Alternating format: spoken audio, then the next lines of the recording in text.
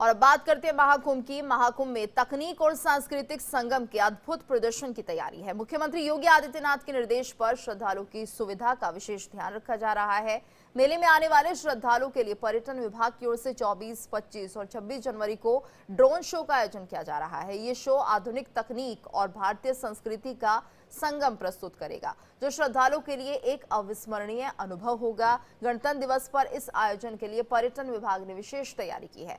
वही सेक्टर 7 में drone show का रिहर्सल किया गया। शो में ड्रोन एक साथ आकाश में उड़कर विभिन्न आकृतियां बनाएंगे। ड्रोन शो को लेकर प्रशासन ने सख्त सुरक्षा व्यवस्था सुनिश्चित की है। अधिकारियों ने आयोजन स्थल पर सुरक्षा और तकनीकी व्यवस्था का जायजा लिया।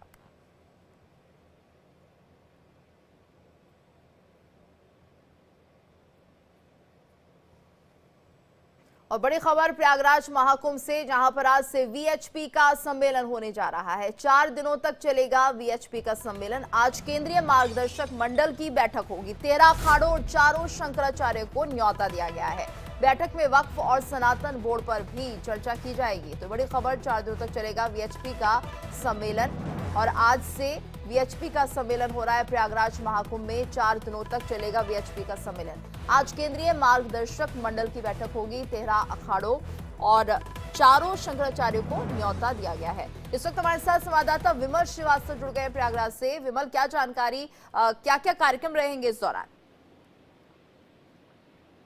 में सभी 13 अखाड़ों के जो महंत उनको बुलाया गया है। साथ ही साथ विश्व हिंदू परिषद के भी जो लोग हैं वो भी रहेंगे और 4 आचार्यों को भी बुलाया गया है, शंकराचार्य को। और इस बैठक में सबसे महत्वपूर्ण बिंदु पर चर्चा ये होगी कि सनातन धर्म की, सनातन बोर्ड की स्थापना की जाए, प्लस दूसरी गौ रक्षा की बात की जाए। इन सब मुद्दों पर आज बैठक होगी और ये पिछले लगातार 4 दिनों तक ये बैठक चलेगी।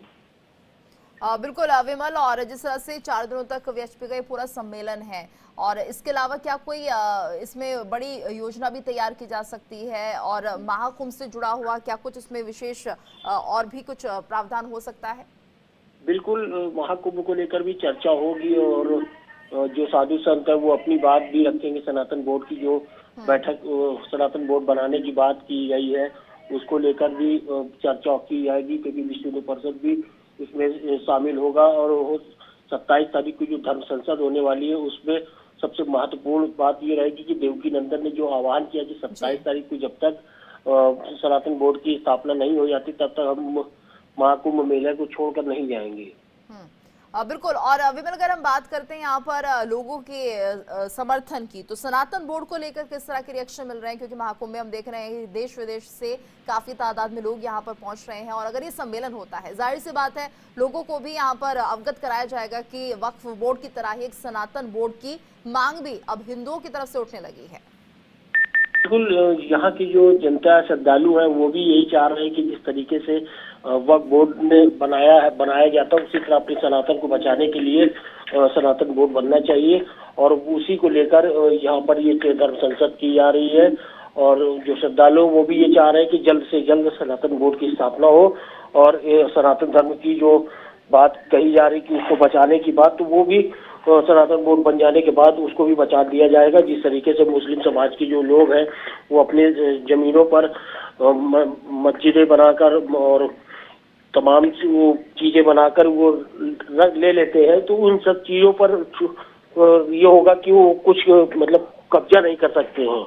जी, धन्यवाद विमल इस पूरी जानकारी के लिए। तो 4 दिनों का ये सम्मेलन होगा और इसमें सनातन बोर्ड को लेकर आवाज बुलंद होती हुई दिखाई देगी। चलिए आगे बढ़ते हैं। प्रयागराज में बाल नागा साधु प्रिंस गिरी इस समय सुर्खियों में है। महज 6 साल के प्रिंस गिरी को उनके माता पिता ने कम उम्र में ही उनको गुरु को सौंप दिया था, और तब से वो अखाड़े में शस्त्र और शास्त्र की शिक्षा ले रहे हैं।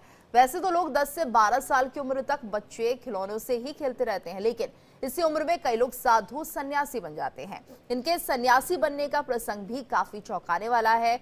कुछ ऐसा ही किस्सा है प्रयागराज के महाकुंभ में धुनी रमा रहे नागा सन्यासी प्रिंस गिरी का। वो 5 साल की उम्र में ही साधु बन गए थे और उसी समय वस्त्र त्याग कर अपने गुरु के सानिध्य में नागा सन्यासी बन गए थे। हम एक साल को हम लोग को गौ माता है, हम उनको सेवा पानी करते हैं और अपना देश बनाते हैं। आशीर्वाद देंगे और क्या देंगे। 6 साल। और वहीं उत्तर प्रदेश के स्थापना